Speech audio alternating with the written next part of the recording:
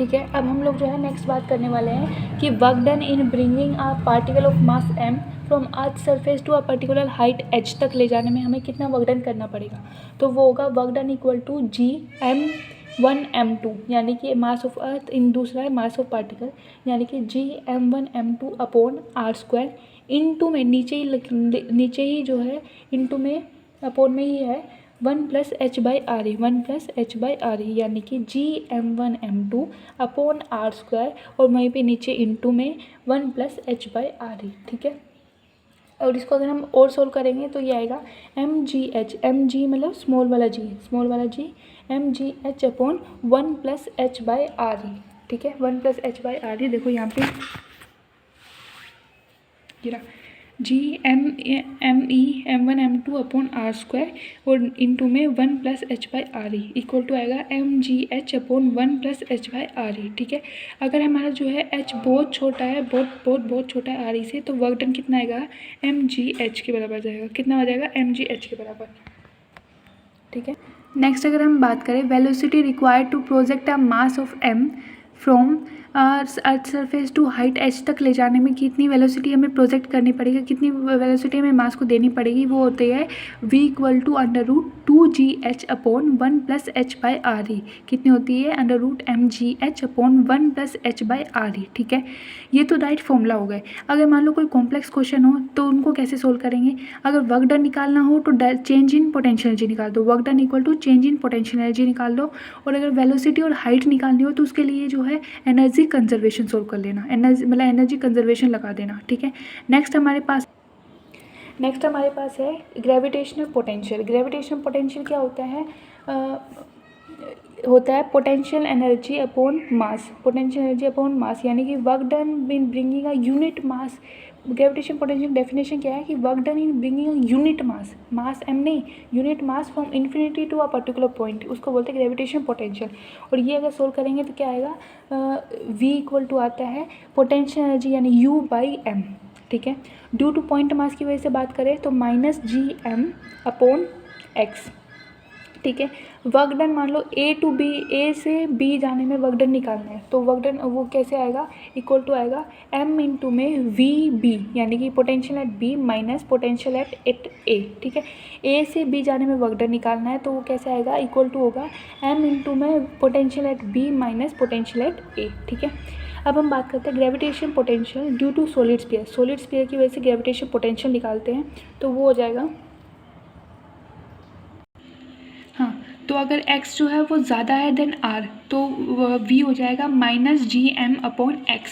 अगर वो पेरिफेरी यानी r के बराबर है तो वो हो जाएगा -gm अपॉन r। ठीक है। और अगर वो बहुत छोटा है r से तो वो हो जाएगा -gm इंटू में 3r² minus x² upon 2r cube. ठीक है। ठीक है। अगर हम इसको ग्राफ ड्रॉ करें तो कैसे आएगा, ऐसे ग्राफ आएगा। ठीक है। अगर बाहर, क्योंकि देखो ये जो है देखो अगर ये हम जहाँ सेंटर से अगर हम पेरिफेरी तक बात करें तो r क्यूब के जो है, ठीक है। और अगर हम रेडियस r रेडियस पे बात करें तो वो जो हो जाएगा कितना बराबर हो जाएगा, v राइटली पोजिशन हो जाएगा। r डिस्टेंस पे बात करें, r डिस्टेंस पे तो एक r डिस्टेंस पे कितना हो जाएगा -gm अपॉन r हो जाएगा। ठीक है।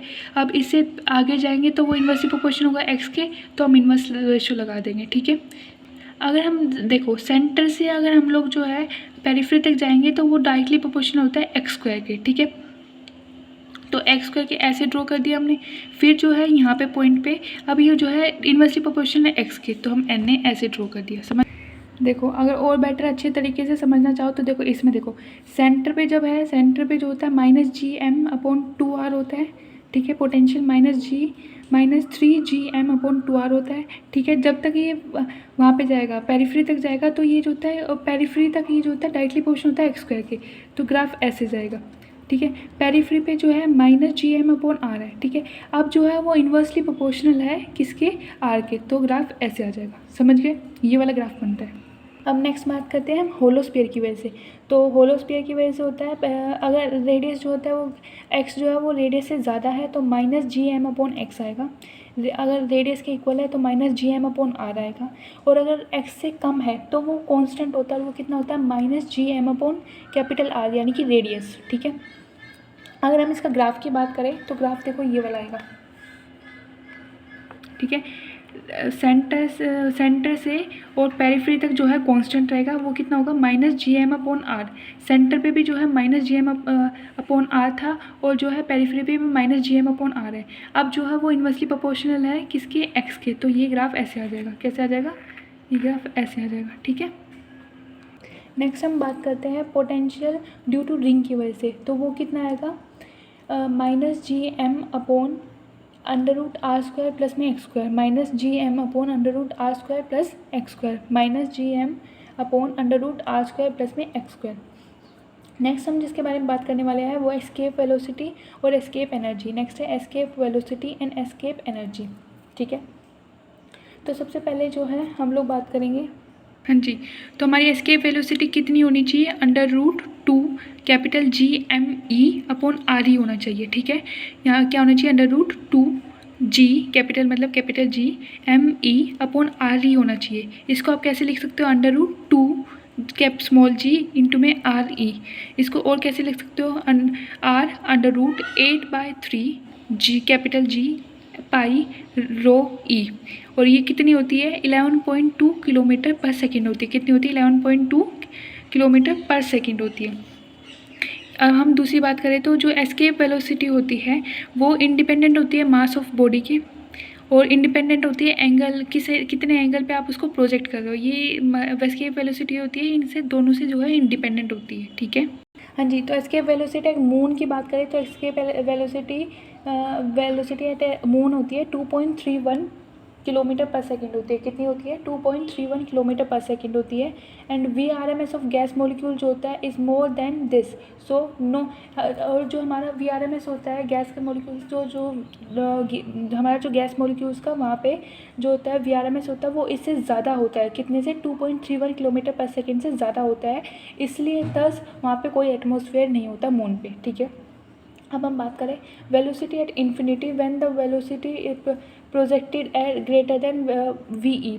ठीक है, ये बोल रहा है कि इन्फिनिटी पे कितनी वेलोसिटी होगी अगर हम जो है एक मास को प्रोजेक्ट कर रहे हैं greater than escape velocity. Escape velocity से ज़्यादा से हम वेलोसिटी से फेंक रहे हैं तो इन्फिनिटी पे वेलोसिटी कितनी होगी, वो होगी √V², जितने से आप फेंक रहे हो माइनस एस्केप वेलोसिटी का स्क्वायर। ठीक है, V at infinity equal to √V², जितने से आप फेंक रहे हो माइनस V एस्केप का स्क्वायर। ठीक है, नेक्स्ट है हमारे पास एस्केप एनर्जी। तो minimum energy given to the particle of mass m के पार्टिकल को कितनी मिनिमम एनर्जी दे from earth surface in the form of kinetic energy so that it can just escape from gravitational field of earth, उसको हम बोलते हैं escape energy. कितनी minimum energy they in the form of kinetic energy mass m को कि वो जो है जस्ट एस्केप कर जाए from the gravitational field of the earth, उसको बोलते हैं एस्केप एनर्जी। और वो इक्वल टू होती है माइनस पोटेंशियल एनर्जी के, यानी कि पोटेंशियल एनर्जी किसकी, अर्थ की। ठीक है, तो यहाँ से इक्वेशन हम निकाल सकते हैं कि capital GM/R equal to ½ mv escape का स्क्वायर। ठीक है, GM/R equal to ½ m E का एस्केप वेलोसिटी का स्क्वायर। नेक्स्ट जो हमें हमारा टॉपिक पढ़ना है वो है प्लेनेटरी मोशन और केपलर्स लॉ। ठीक है, सबसे पहले जो है हम इस वाले डायग्राम को स्टडी करेंगे। ठीक है, तो यहाँ पे एक सर्कल दे रखा है, यहाँ पे दो फोकस है F1 और F2। फोकस F1 पे जो होता है हमारा सन होता है और ये F2 है। ठीक है, ये वाला जो पॉइंट होता है सन के, जो ये वाला पॉइंट होता है इसको बोलते हैं perihelion. P for perihelion, P for pass, यानी कि जो सन के पास वाला पॉइंट होता है उसको पेरीहेलियन बोलते हैं। Orbital point closest to the sun, इस वाले पॉइंट को बोलते हैं एपीहेलियन, यानी अपार्ट, जो कि सन से दूर हो पॉइंट, उसको एपीहेलियन बोलते हैं। Orbital point farthest to the sun. ठीक है, ये जो होता है R1 होता है, ये वाला यहाँ से लेके यहाँ तक R1 होता है, ये R2 होता है, ये जो होता है मिनिमम होता है और ये R मैक्सिमम होता है, ठीक है। और नेक्स्ट अगर हम बात करें, इसको बोलते हैं सेमी माइनर एक्सिस बोलते हैं, इसको बोलते हैं सेमी मेजर एक्सिस, ठीक है। बस इतना ही देखना है हमें इस। एक और पॉइंट जो हमें इसमें देखना है कि जो यहाँ से लेके यहाँ तक जो डिस्टेंस होता है, यहाँ से लेके यहाँ तक जो डिस्टेंस होता है उसको 2a बोलते हैं, ठीक है। सेमी मेजर, यहाँ से यहाँ तक a है तो ये पूरा कितना हो जाएगा 2a, यानी कि यहाँ से यहाँ तक हमारा 2a डिस्टेंस होता है, ठीक है। हमें यहाँ पे एक चीज़ जो सबसे ज़्यादा याद रखनी है वो है कि R1 + R2 जो होता है वो 2a के बराबर होता है। R1 + R2 = 2a के बराबर होता है, यानी कि R minimum + R maximum = 2a। अगर यहाँ से हमें a निकालना हो तो हम क्या निकालेंगे, R minimum + R maximum by 2, या फिर R1 + R2 बाई 2। और जो ये a होता है इसको बोलते हैं मीन डिस्टेंस। क्या बोलते हैं, मीन डिस्टेंस। R मिनिमम और R मैक्सिमम निकालने का एक और फॉर्मूला है। R मिनिमम जो होता है वो = होता है a × 1 - e, ठीक है। और R मैक्सिमम होता है a × 1 + e। और यहाँ पे e क्या है, एसेंट्रिसिटी। क्या बोलते हैं, एसेंट्रिसिटी बोलते हैं। नेक्स्ट जो हमें पॉइंट देखना है कि जो वेलोसिटी एट पॉइंट P जो होती है ना, वेलोसिटी एट पॉइंट P वो मैक्सिमम होती है, और जो वेलोसिटी एट पॉइंट A होती है वो मिनिमम होती है, ठीक है। Vp = मैक्सिमम होती है और Va = मिनिमम होती है। और Vp और Va का अगर हम रेशो निकालें, यानी V मैक्सिमम और V मिनिमम का हम रेशो निकालें तो वो आता है 1 + e/1 - e। क्या आता है, 1 + e/1 - e, ठीक है। अगर हम अब यहाँ से Va निकालें तो Va क्या आएगा, √2 G कैपिटल मतलब कैपिटल G m/a इंटू में 1 - e/1 + e, ठीक है। क्योंकि ये जो है वो a पे क्या आएगी, मिनिमम आएगी, तो ऊपर याद रखना माइनस करेंगे तभी हमारे पास मिनिमम आएगा, तो 1 - e आएगा। Vp निकालते वक्त √G m/a इंटू में 1 + e, क्योंकि Vp जो है मैक्सिमम होता है तो ऊपर 1 + e लिखेंगे, नीचे 1 - e लिखेंगे, ठीक है, समझ गए। नेक्स्ट हम बात करते हैं केप्लर्स लॉ की। तो केप्लर्स का फर्स्ट लॉ बोलता है कि प्लैनेट जो होता है वो रिवॉल्व करता है इन एलिप्टिकल ऑर्बिट अराउंड द सन। सन के अराउंड जो है वो एलिप्टिकल ऑर्बिट में रिवॉल्व करता है, ये बोलता है केप्लर्स का फर्स्ट लॉ। केप्लर का सेकंड लॉ क्या बोलता है कि रेडियस वेक्टर जो होता है वो swipe out equal area in equal interval of time, यानी कि रेडियस वेक्टर जो होता है वो स्वाइप आउट करता है equal area in equal interval of time, यानी कि areal velocity of the planet जो होती है वो क्या रहती है, कांस्टेंट, ठीक है।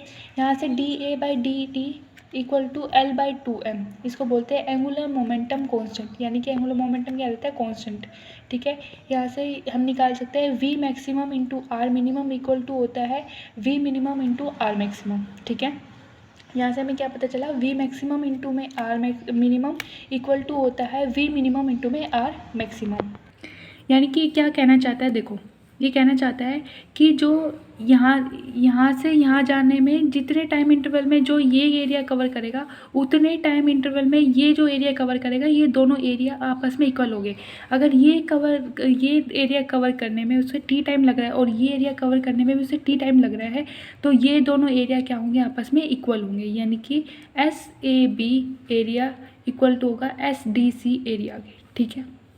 हाँ जी, तो केप्लर्स का थर्ड लॉ क्या बोलता है कि square of the time period of revolution of any planet around the sun जो होता है वो डायरेक्टली प्रोपोर्शनल होता है to the cube of the semi major axis of its elliptical orbit. Elliptical orbit के सेमी मेजर एक्सिस के cube के directly proportional होता है कौन, स्क्वायर ऑफ टाइम पीरियड, ठीक है। अगर ये सर्कुलर ऑर्बिट है तो t डायरेक्टली प्रोपोर्शनल हो जाएगा r³ के, अगर एलिप्टिकल है तो t² डायरेक्टली प्रोपोर्शनल हो जाएगा a³ के, ठीक है। अगर प्रोपोर्शनल हटाएंगे तो यहाँ पे k आ जाएगा और उस k की वैल्यू होती है 4π² G ms, मतलब मास ऑफ सन। और ये सॉल्व करने पे आता है 2.97 × 10⁻17 2.97 × 10⁻17 आता है, ठीक है।